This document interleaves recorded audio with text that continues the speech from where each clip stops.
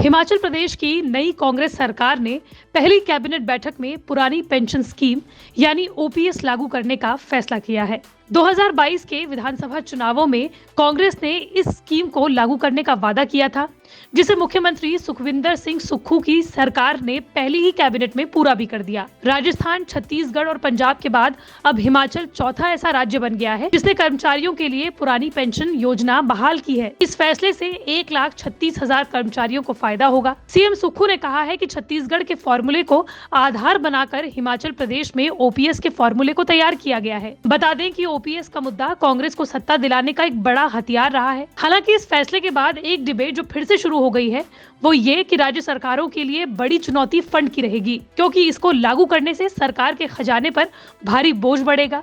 केंद्र सरकार ने इसे लागू करने से पहले ही साफ मना कर दिया है, लेकिन सियासी रूप से पुरानी पेंशन स्कीम देश में एक बड़ा मुद्दा बन गई है। वहीं दूसरी ओर इकोनॉमिक एक्सपर्ट ओपीएस को फिर से शुरू करने को डिजास्टर मानते हैं। लेकिन क्यों? चलिए समझते हैं कि पुरानी पेंशन योजना आखिर है क्या। दरअसल पुरानी पेंशन स्कीम सरकारी कर्मचारियों के रिटायर होने के बाद आखिरी महीने में मिले वेतन की 50% राशि होती है, जो उन्हें हर महीने पेंशन के रूप में मिलती है। दरअसल पेंशन की राशि को बेसिक सैलरी और महंगाई दर से तय किया जाता है। इस राशि का भुगतान सरकारी खजाने से किया जाता है। स्कीम के तहत रिटायर्ड कर्मचारी की मौत के बाद उसके परिजनों को भी पेंशन दी जाने का प्रावधान है। मान लीजिए कि रिटायर होने से पहले अगर आपकी सैलरी 50,000 है, तो आपको रिटायर होने के बाद पेंशन तकरीबन 20 से 25,000 रुपए मिलेगी।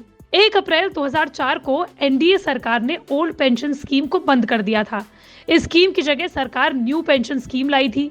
न्यू पेंशन स्कीम के तहत कर्मचारी अपने मूल वेतन का 10% हिस्सा पेंशन के लिए देते थे, जबकि राज्य सरकार इसमें 14% का योगदान देती थी। अटल बिहारी वाजपेयी की सरकार ने अप्रैल 2005 के बाद नियुक्त सरकारी कर्मचारियों के लिए पुरानी पेंशन स्कीम को बंद कर दिया था। वहीं नई पेंशन योजना लागू की गई थी। इसके बाद राज्यों ने भी नई पेंशन योजना को अपना लिया था और 2003-04 के बाद से ही नई पेंशन योजना चल रही है। चलिए समझ लेते हैं कि दोनों पेंशन स्कीम्स में आखिर अंतर क्या है। सबसे पहले old pension scheme. Old pension scheme में रिटायरमेंट के समय कर्मचारी के वेतन की आधी राशि पेंशन के रूप में मिलती है। ओल्ड पेंशन स्कीम में पेंशन के लिए कर्मचारी के वेतन से कोई पैसा नहीं कटता। ओल्ड पेंशन स्कीम में भुगतान सरकार के खजाने से होता है। ओल्ड पेंशन स्कीम में रिटायर्ड कर्मचारी की मृत्यु हो जाने के बाद उसके परिजनों को पेंशन की राशि मिलती है। तो फिर न्यू पेंशन स्कीम क्या है?